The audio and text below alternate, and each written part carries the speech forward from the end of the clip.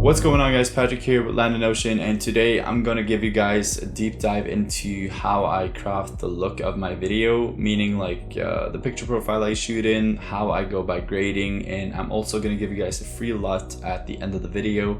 So stick around and hopefully you'll learn something. So I actually wanted this video to be like more complex than what it is right now and like more fancy and such, but so many of you guys have been requesting this, and I'm actually leaving to Switzerland tomorrow. So I figured let's just make the video bare bones, whatever, get it out there, and hopefully you guys are happy for it.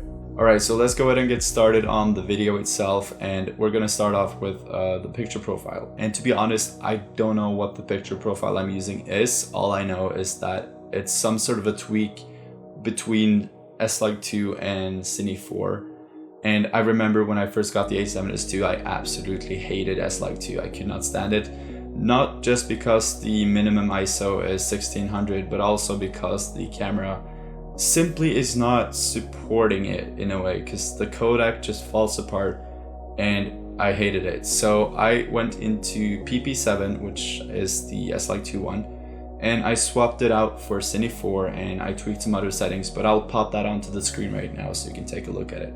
Alright, so let's say you just went out with that picture profile and you shot a whole bunch of delicious footage, and now it's time to grade them. And this is one of my favorite parts of making films, just because of how much it changes your look and image and feel for the entire movie. So when I grade, I typically look for a couple of things to sort of tick my boxes in a way, you know. So I like my highlights to be sort of muted in a way. I don't like my highlights to be popping all that much. I just moderate it a bit, you know, because I don't like when my image is just like fully blown out in the highlights and the whites are just going crazy. I like them to be sort of held in a leash and then pulled back a little bit. And for my shadows, I like my shadows to be rich but never crushed. And I also do have a fair amount of contrast in the image. It's not a lot. It's not like crunchy popping, but it's not like flat either. It's really the sweet spot in my mind. And for the colors, I typically try to, I guess you could call it a teal and orange look, or orange and teal, but I typically go more over to like a blue and orange type of look. I don't like the way teal looks all the time. I mean, sometimes it can work, but for the most part, I try to stick more over to the blue side. And my oranges are not like yellowy oranges, they're more reddish oranges, which is what I really like. For my oranges, I also desaturate them a little bit, just because when you have too much orange, I feel like your image turns sort of dirty in a way. So now that I've talked a lot, let's just jump in the computer and I'll show you how I obtain the look, and I'll give you the free LUT so that you can go out with this picture profile, shoot a whole bunch of stuff, and you're ready to go and get your image looking really nice. Alright, so we're on the computer, and as you can tell, I've just imported these two shots into Premiere, and these are the shots from the intro of the video, so you know them already and how they sort of look when they're done. But this is how it looks straight out of camera, and I gotta say, for a Sony A7SII, this is pretty okay. I mean, of course, yeah, we were kind of lucky with the light, because this was in a auto show type of thing, and they had like, it wasn't a softbox, but it was like a huge source of light coming from the ceiling, and that just gave us perfect conditions for shooting. But I mean, you can pull this off in other lighting conditions as well, so it's not about that, but this is how it looks out of camera. Now, for grading, I'm going to be using the LUT in the description as the base for this video, because I've developed these LUTs over like half a year, and the amount of time it takes to develop a LUT like that is just way beyond what we got in this video. So I'm going to use the LUT as a base, and then maybe some other time I can show you the entire process of creating such a LUT.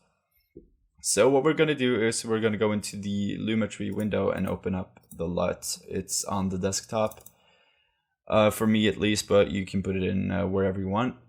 And already now you can see what that's done. It's looking pretty okay already.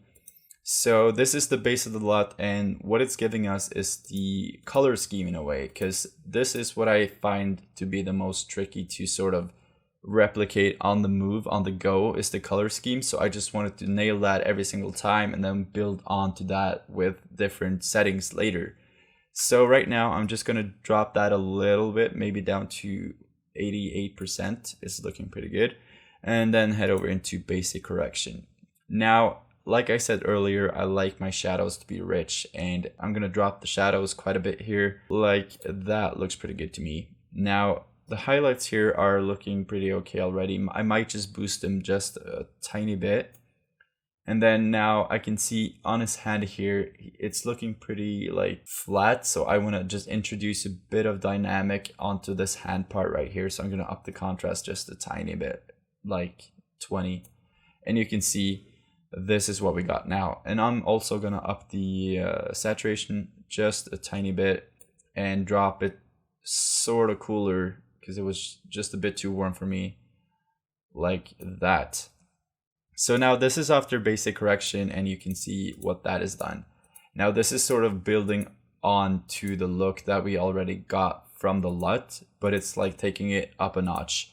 Now the only thing left in this shot for me right now is to sort of drop the black level just a tiny bit, because on his arm here it's looking a bit too flat. So I'm going to go into curves, and I'm going to just drag the bottom point here in towards the middle just a tiny bit, like such. Now when you do something like that, it's going to affect what you did up here. So now I might want to up my shadows a little bit more, like that. So that is looking pretty good to me, and this is the before and after of that shot. So now on to the next one, and this is just such a beautiful shot in my opinion. I'm really happy with it. So let's drop the LUT onto the clip again, and let's see what that's done. So, and I'm gonna build onto this right now. So back into basic correction, and first thing that I see is to drop the shadows again. So maybe all the way down to here. Now, other than that, I mean, the whites maybe just here up, just to bring out the headlight of the car a bit more. And then I'm gonna increase the contrast ever so slightly, but be very cautious of this. You don't want to overdo it and just shoot yourself in the foot basically. Now this time too, I can see the details or the reflection here and on the side of the car here is a bit too warm for me. So I'm fine with just cooling off the entire image, like just here, to get rid of that sort of warm look. Okay, so the one thing that I notice about this shot now is that this entire area right here is sort of giving me a purple-ish vibe. Also up here, it's a bit purple. It's really hard to tell, but it is a tiny bit purple.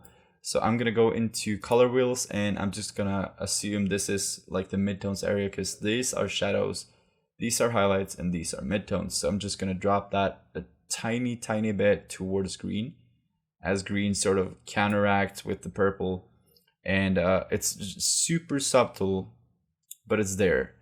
And also I'm gonna up the highlights just a tiny bit on this slider right here. So that is looking pretty okay to me. Now if you toggle the wheels on and off, you can see what that's done. It's really subtle, but it's there, and it helps with the look.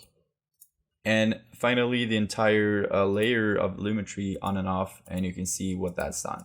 Alright, so that pretty much wraps it up for today. I really hope you enjoyed, and remember, if you go down in the description, there's going to be free LUT there, so click onto the Google Drive and download it onto your computer and install it, and you're ready to grade in no time. So thanks for watching, and I'll see you soon.